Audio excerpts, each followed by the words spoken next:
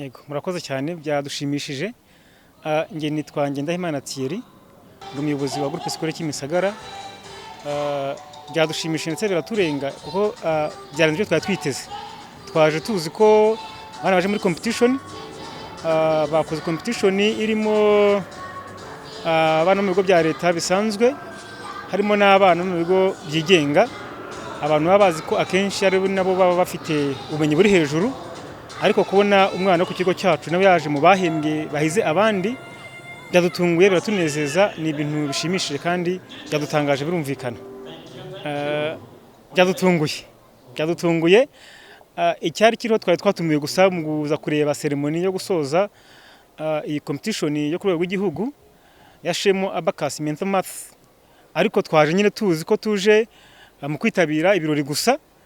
Ntabwo twatuzi rero ko bari organizinze ibyo twakoze n'umuhate twashyizemo kugira ngo bigende neza. Birumvikana ko tuba tugomba kujya tubikoraho kugira ngo abarimu, abanyeshuri boroherwe kandi babufasha bukenewe kugira ngo ibyo bagomba gukora bigende neza.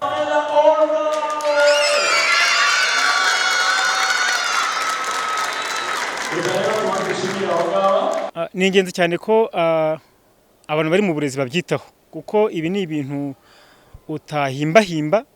Iyo ari ibintu byakozwe nyine biragaragara, umusaruro uraboneka ukigaragaza ukayibona. Rero nashishikariza abayobozi bagenzi banjye ndetse n'abarimu muri rusange kwita kuri izi nshingano.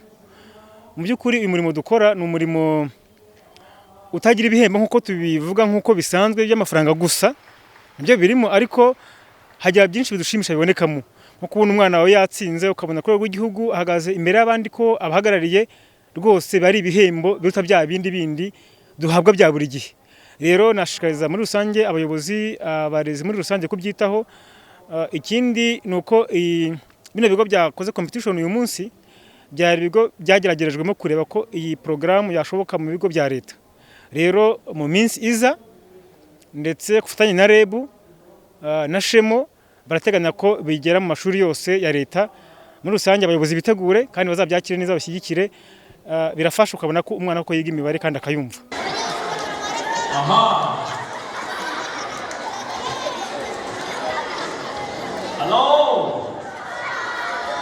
Muri uyu mwaka twagize intsinzi itangaje mu bizamini bya leta.